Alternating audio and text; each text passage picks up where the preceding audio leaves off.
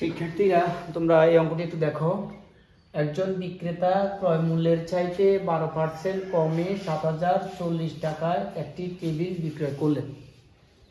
একজন বিক্রেতা ক্রয় মূল্যের চাইতে, ক্রয় মূল্য দেওয়া কিন্তু নাই, ক্রয় মূল্য কত তাও আমরা জানি না, এখানেও বলে নাই। ক্রয় মূল্যের চাইতে 12% কমে, 12% কি কমে, কমে মানে কি ক্ষতি হয়েছে, লোকসান হয়েছে, কমে 7040 টাকায় একটি টেবিল বিক্রি করেন। তাহলে বিক্রয় মূল্য কিন্তু দেওয়া আছে, টেবিলটির বিক্রয় মূল্য হলো 7040 টাকা, আর ক্ষতি হয়েছে 12% কমে বিক্রি করে দিচ্ছে। আচ্ছা, টেবিলটির ক্রয় মূল্য কত, আমাদেরকে ক্রয় মূল্য বের করতে হবে। তাহলে 12% কমে মানে কি, মানে প্রতি 100 টাকা থেকে ওই জিনিসটা যদি তোমার 100 টাকা দিয়ে কিনে সেটা 12 টাকা কমে বিক্রি করে দিচ্ছে।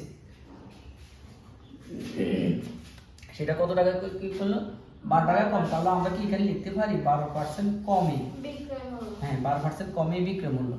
আগে আমরা এই জিনিসটা একটু ঠিক করে ফেলি। হ্যাঁ, বিক্রয় মূল্য কত হবে, তোমার ক্রয় মূল্য হলো 100, ক্রয় মূল্য হলো 100, সেখান থেকে 12% মানে কম, 12% কত কত 12 টাকা কম বিক্রি করছে।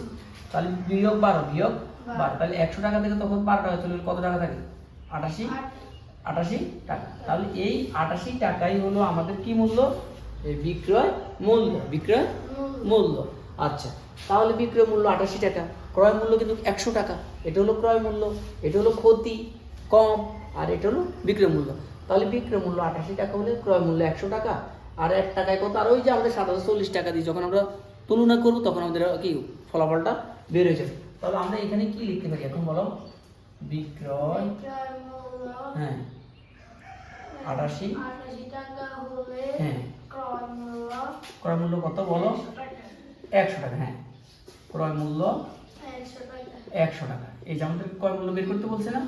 আচ্ছা, এখন বিক্রয় মূল্য যদি 1 টাকা হলে ক্রয় মূল্য হবে আমাদের 100 যাবে উপরে, আর আমাদের 88 যাবে নিচে।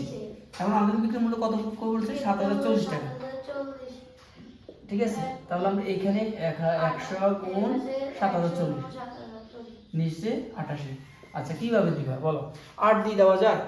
হ্যাঁ, 8 দিয়ে দেখি তো, 8 দিয়ে এখানে যাবে 8 11 88 11 দিলে মানে 8 থেকে এখানে 8 9 বা 8 8 64, ঠিক আছে। হ্যাঁ, 8 দিয়ে দেখো, 8 দিয়ে 8 থেকে 8 8 থেকে 8 মানে 8 11 88, 8 11 88। এবার আমরা 8 দিয়ে 70 কে দাও, 8 8 64, 8 8 64। তাহলে আমার এখানে আরো কথা 6 থাকে, এই 6 বার 64, আবারও 8 8 64, তাহলে এই সময়টা এখানে নিলাম 8 বার।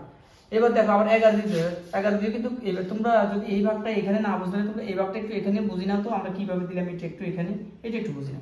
এই যে বললাম না 8 8 64, 10 থেকে 4 গেলে 6, এই 4, আবারও 8 8 64। তারপর আমাদের এই শূন্যটা থাকে, এই শূন্যটা আমরা এখানে লিখে দিলাম, এখানে লিখে দিলাম সেই শূন্য। তাহলে এই যে এই 8 এর নামটা 7040 এর মধ্যে 880 বার যায়। এবার আমরা কি করতে পারি, 11 দিয়ে দেখো 88 কে আবার যায়, এই 8 11 28, 8 11 18 শূন্য, এটা এখানে বসে দিলাম, এই যে এটাও শেষ এটাও শেষ। এবার তোমরা গুণ করো, একটা শূন্য দুইটা শূন্য তিনটা শূন্য, 1 2 3 আর 8 থেকে 8000 টাকা। তাহলে আমাদের ক্রয় মূল্য কত, উত্তর 8000 টাকা, ক্রয় মূল্য 8000 টাকা। বুঝতে পারছো?